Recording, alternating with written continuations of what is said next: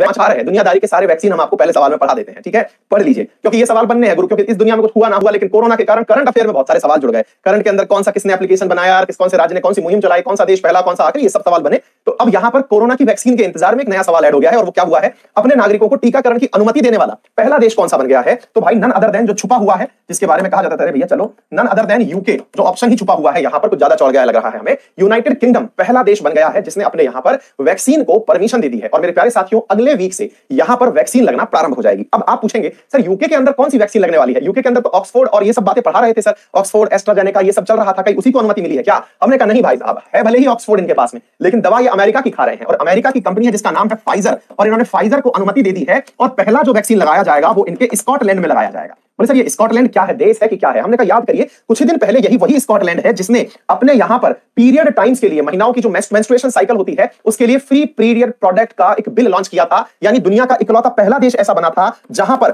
Free napkin देने की व्यवस्था थी। तो अब आपके मन में फ्री नैपकिन फॉर वुमन किस चीज के लिए, पीरियड टाइम्स के लिए। तो अब आप पूछेंगे कि बात बताइए, आपने कहा यूके एक कंट्री है, हमने कहा हाँ, फिर बोले आपने कहा स्कॉटलैंड पहला देश बना, चक्कर क्या है ये, यूके ने अनुमति दी है पहला देश, ये दोनों देश अलग अलग कैसे हो सकते हैं। हमने कहा लोड कतई मत लो, चलो अभी बताते हैं। बात ये है गुरु कि यूके जो है ना वो आपस में 4 देशों से मिलकर के बना हुआ है, यानी कि यहां पर असल में 4 किंगडम है जिनसे मिलकर के इसका नाम यूनाइटेड किंगडम पड़ा। कौन कौन से हैं, उनमें से एक का नाम है स्कॉटलैंड, जिसमें से इसका एक का नाम क्या है स्कॉटलैंड, दूसरे का नाम है भैया वेल्स, तीसरे का नाम है भैया इंग्लैंड, और मेरे प्यारे साथियों चौथे का नाम है उत्तरी आयरलैंड। क्या नाम है, उत्तरी आयरलैंड। इन 4 से मिलकर के बनता है स्कॉटलैंड। इंटरनेशनल मीडिया स्कॉटलैंड को एज ए कंट्री ही ट्रीट करती है। यूनाइटेड किंगडम, जिस प्रकार से हम यूएसए के अंदर बोलते हैं यूनाइटेड स्टेट्स ऑफ अमेरिका, यानी कि यहां पर 50 राज्यों का संगठन है, ऐसे ही यहां पर यूनाइटेड किंगडम, किंगडम का मतलब हो गया 4 अलग अलग किंगडमों का, यानी 4 अलग अलग साम्राज्य हैं, 4 अलग अलग देश हैं, वो रहते साथ हैं, सारों के निर्णय एक साथ होते हैं। ऐसा भी हुआ है कई बार कि स्कॉटलैंड ने तो ये तक धमकी दे दी कई बार इन लोगों को कि हम अपना अलग देश बना लेंगे, कि हम साथ में नहीं रहेंगे, चारों मिलकर अलग हो जाएंगे, या तो सुधर जाओ। तो भाई ऐसी स्थिति में वर्तमान में ये साथ चल रहे हैं। यही यूके है जिसके प्रधानमंत्री का नाम बोरिस जॉनसन है, जिनके प्रधानमंत्री का नाम क्या है, बोरिस जॉनसन। और बोरिस जॉनसन को किस चीज का नेता माना जाता है, ब्रेक्जिट का नेता माना जाता है। किस चीज का नेता माना जाता है, ब्रेक्जिट का नेता, यानी कि यूरोपियन यूनियन से ब्रिटेन को बाहर निकालने वाले जो नेता थे वो बोरिस जॉनसन ही थे। वर्तमान में ये क्या है, तो ये यूके के प्रधानमंत्री हैं, ओवरऑल यूके के प्रधानमंत्री हैं। मजेदार बात, जो कल का करंट अफेयर हम जोड़ दें इसमें, तो मोदी जी इनसे फुनियाए थे कि भैया और बताओ, वैक्सीन की परमिशन दे दी हो, कुछ टेंशन वेंशन तो नहीं लग रही है मन में कि पता चले कि केस बिगड़ गया। बोले नहीं सर, तो बोलो आओ तुम्हारा सम्मान करेंगे, और तुम्हारा सम्मान करने के लिए तुम्हें बुलाया जा रहा है जी कि आप आइए और 26 जनवरी 2021 के हमारे मुख्य अतिथि बनिए। तो बोले अच्छा, तो बोले हमारा सम्मान काहे लिए कर रहे हो, कि हम अपने देश में इसको मतलब वैक्सीन की परमिशन दे दिए इसलिए तो नहीं कर रहे। बोले नहीं नहीं, तुम आओ सम्मान करेंगे तुम्हारा। तो भाई 26 जनवरी को जब भारत अपना 72वां गणतंत्र दिवस मनाएगा, कौन सा मनाएगा, 72वां गणतंत्र दिवस मनाएगा, तो उस समय भारत ने अपने मुख्य अतिथि के रूप में जिन्हें आमंत्रित किया है उनका नाम है बोरिस जॉनसन। याद कर लीजिएगा, महत्वपूर्ण तथ्य हो गया। अब आपके मन में प्रश्न बनने लगेगा, बोले सर एक बार में ही आज को मतलब परमिशन दे दी गई, कोई तरीका है, मतलब किस तरह से परमिशन दी जाती है, और इंडिया का क्या हाल है। मैंने कहा भाई इंडिया का भी बताएंगे, लोड मत लो, लेकिन फिलहाल ये समझ लो कि इन्होंने बकायदा इसको परमिशन देने से पहले सारी चीजें कंसीडर की हैं। पहले क्लिनिकल ट्रायल कैंसर चेक किया है, फिर डेटा देखा है, और फेज 3 ट्रायल होने के बाद ही कहा है कि भाई तुम्हारी दवाई 95% सटीक बैठ रही है, चलो इजाजत दे देते हैं। तो हो गया भाई साहब इलाज इनका। तो चलिए ये हो गई बात, एक बार दम लगा के शेयर कर दो यार गुरु, फटाफट यार शेयर करो, मजा नहीं आएगा नहीं तो। बहुत बढ़िया बढ़िया न्यूज सुनाएंगे, दुनियादारी में कितना अच्छा अच्छा चल रहा है। अब साहब इसी बीच में एक और बढ़िया सी न्यूज निकल करके आ जाती है, और बढ़िया न्यूज क्या निकल के आ जाती है मेरे प्यारे साथियों, एक व्यक्ति है जिनका नाम है रणदीप गुलेरिया। अब आप पूछेंगे ये कौन आ गए,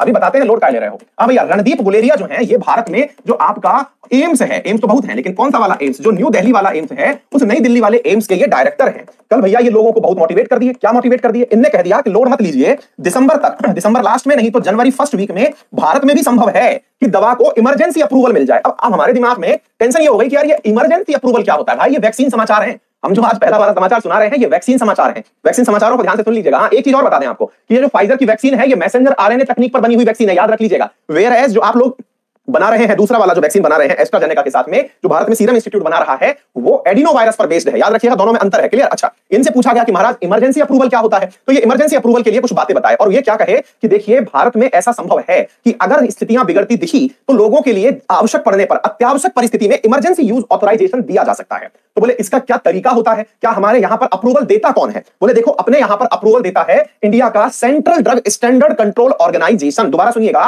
भारत में जितनी भी दवाएं हैं या फिर कोई भी तकनीक अगर आती है, ये याद कर लेना बेटा, पूरा पूरा बहुत ही महत्वपूर्ण है। सीडीएससीओ, ये भारत की वो केंद्रीय एजेंसी है जो कि स्वास्थ्य मंत्रालय के अधीन आती है, जो भारत में किसी भी दवा, किसी भी तकनीक, किसी भी कंडीशन के लिए अनुमति देती है। तो उस स्थिति में सीडीसीएसओ में जो सबसे ऊंचा पद होता है वो होता है ड्रग कंट्रोलर जनरल, जिसको आप कहते हैं डीसीजीआई। ये इसका सबसे ऊंचा पद होता है जो यहां पर अपनी परमिशन देता सकता है। और वर्तमान में डीसीजीआई कौन है? तो मेरे प्यारे साथियों, वर्तमान में है आपके वीजी सोमानी। इनका नाम क्या है? वीजी सोमानी जो है ये भारत के इस समय क्या है बेटा? Drug controller general of India है। इनके पास ये शक्ति है कि अगर ज्यादा जरूरत पड़े तो इमरजेंसी यूज ऑफ ऑथराइजेशन दे सकते हैं। बोले ऐसा क्या प्रोविजन है? बोले हां, लेकिन कंपलसरी कंडीशन क्या है? फेज 3 ट्रायल हो रखा हो। अगर आपको याद हो तो मेरे प्यारे साथियों, दो दवाएं थी जिनका नाम था फेविपिरविन और रेमडेसिविर। ये दो दवाएं हैं, याद कर लीजिएगा, जिनके बारे में यह कहा गया था कि ये वो दवाएं हैं कि यदि व्यक्ति का केस बिगड़ता है तो कोरोना के टाइम पर, आज भी ये दवा आपके देश में चल रही है, यदि केस बिगड़ता है, केस बिगड़ने का मतलब है कि किसी व्यक्ति का जो लंग्स इंफेक्शन है वो बढ़ गया है, तो ये दवा देकर के उसे एक प्रकार से स्टिमुलेट कर दिया जाता है, उसे बचाने का प्रयास किया जाता है। भारत में फेविपिरविन और रेमडेसिविर की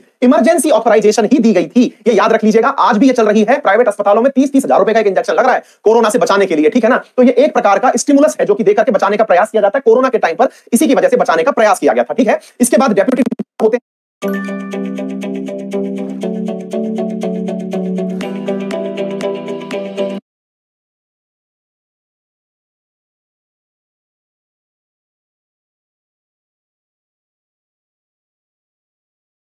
होते हैं और ये क्या काम करते हैं? मेडिकल डिवाइस हो या डायग्नोस्टिक प्रोसेसेस, उन दोनों के अंदर परमिशन दिया करते हैं। अच्छा सर, ये है सीडीसीएस, तो आता किसके अधीन है? ये मिनिस्ट्री ऑफ हेल्थ के अधीन आता है। और मिनिस्ट्री ऑफ हेल्थ में वर्तमान हमारे मंत्री कौन है? डॉक्टर हर्षवर्धन जो है वो हमारे क्या है भैया इस समय आप लोगों के मंत्री जी हैं, जो कि किसके अधीन, मतलब किसके मंत्री हैं? मिनिस्ट्री ऑफ हेल्थ के मिनिस्टर है, ठीक है ना। डब्ल्यूएचओ ने, वर्ल्ड हेल्थ ऑर्गेनाइजेशन, जिसका मुख्यालय जिनेवा स्विट्जरलैंड में है, उस डब्ल्यूएचओ ने, जिसका प्रमुख व्यक्ति टेड्रोस एडेनॉम है, उन्होंने सीडीएससीओ को as functional NRA, national regulatory authority declare किया हुआ है। ये तथ्य याद रखिएगा, बहुत ही महत्वपूर्ण तथ्य है। मतलब क्या है कि किसी देश के अंदर जिस संस्था को पहचाना गया का मतलब है कि इस देश की यह संस्था अगर किसी चीज को परमिशन दे देगी तो उसे वर्ल्ड में भी रिकॉग्नाइज किया जाएगा। आपको याद होगा, भारत पहला ऐसा देश बना था जिसकी दवाओं को भारत से बाहर अफगानिस्तान सरकार ने इसी के परमिशन देने पर अपने यहां बेचने की अनुमति दी थी। मतलब समझिएगा, किसी अन्य देश ने इसको इतनी रिकमेंडेशन दी कि हम अपने यहां पर कोई अन्य संस्था द्वारा ये जांच भी नहीं करवाएंगे कि हमें अपने लिए ये दवा सही लगती है अथवा नहीं, इसे परमिशन दे दी गई थी। तो ये तथ्य याद कर लीजिएगा। तो मेरे प्यारे साथियों, क्या क्या महत्वपूर्ण कार्य कर रहे हैं, तो इन पॉइंट्स को याद कर लीजिएगा। ये मैं आपको उपलब्ध करवा दूंगा कि सीडीएससीओ का क्या अन्य कार्य है, इन्हें क्लियर कर लीजिएगा। डन है।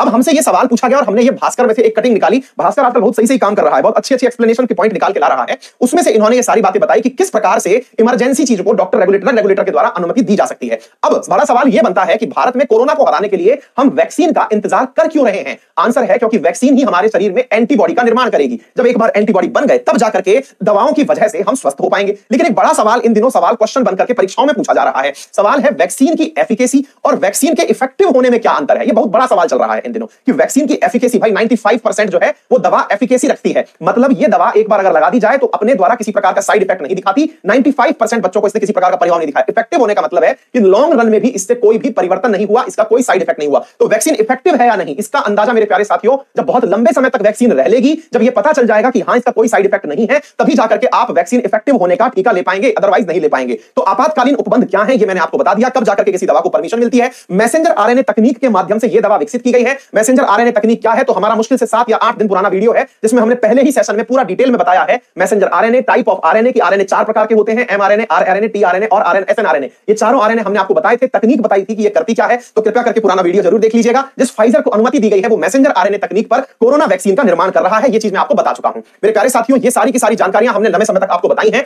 अब अगर हम बात करें कि दुनिया में कौन कौन सी दवाइयों की एफिकेसी कितनी चल रही है, वर्तमान में जो हम सुनते हैं ना कि हमारी दवा 95% तक सही पाई गई, वो एफिकेसी है, इफेक्टिवनेस नहीं है। इफेक्टिवनेस तो साइड इफेक्ट देखने के बाद पता चलेगा, साइड इफेक्ट अभी पता नहीं चल रहा है। तो जो फाइजर है, बायोएनटेक है, फ्यूजन फार्मा है, इनकी एफिकेसी रेट 95% से ऊपर चली गई है। यूनिवर्सिटी ऑफ ऑक्सफोर्ड और एस्ट्राजेनेका की जो दवाई है वो 62% से लेकर 90% एफिकेसी में आती है। मॉडर्ना और इसकी जो दवाई है ये 94.50% से है। जो स्पुतनिक 5 है उसकी एफिकेसी 92% है। तो याद रखिएगा, फंस मत जाइएगा। आजकल जो सवाल चल रहा था कि ये दवा इतनी इफेक्टिव है, वो एफिकेसी है, इफेक्टिविटी नहीं है। एफिकेसी जो है वो इनकी इतना परसेंट है। और भारत बायोटेक, अगर हम भारत के अंदर बात करें, जो कि बना रहा है आपके कोवैक्सीन, उसका फेज 3 ट्रायल चल रहा है। उम्मीद की जा रही है कि वो मार्च अप्रैल तक हमें प्राप्त हो जाएगा। और दूसरी जाइडस कैडिला, जिसके द्वारा बनाया जा रहा है जाइकोव डी, इसका सेकंड फेज ट्रायल चल रहा है। वहीं सीरम इंस्टीट्यूट की अगर हम बात करें तो जो कोविशील्ड है वो इसी का दूसरा नाम है, यानी कि जो एस्ट्राजेनेका के द्वारा बनाई जा रही दवा है यही है वो कोविशील्ड, जो कि कौन बना रहा है? पुणे के अंदर स्थित हुई जो सीरम इंस्टीट्यूट है उसके द्वारा बनाया जा रहा है। ये गमालिया इंस्टीट्यूट जो है यही है वो इंस्टीट्यूट जो कि स्पुतनिक 5 बना रहा है। स्पुतनिक 5 को भारत में बना रहा है डॉक्टर रेड्डीज। कौन बना रहा है डॉक्टर रेड्डीज, और डॉक्टर रेड्डीज की एक सिस्टर कंपनी है जिसका नाम है हेटेरो। ये पेपर में पूछा जाएगा, याद कर लीजिएगा। स्पुतनिक 5 का जो भारत में विकास किया जा रहा है, ये डॉक्टर रेड्डीज अब खुद नहीं कर रही है, अपनी छोटी कंपनी यानी अपनी सिस्टर कंपनी जिसका अधिग्रहण डॉक्टर रेड्डीज ने ऑलरेडी कर रखा है, उसका नाम है हेटेरो, उसके द्वारा मेरे प्यारे साथियों स्पुतनिक 5 का विकास किया जा रहा है। तो उम्मीद है मेरे प्यारे साथियों, इतने सारे हमने आपको वैक्सीन समाचार दे दिए, वैक्सीन समाचार आपको अच्छे लगे होंगे, आपको उम्मीद जगी होगी कि भविष्य में कुछ अच्छा हो जाएगा। चलिए साथियों शुरू करते हैं अगले प्रश्न की तरफ।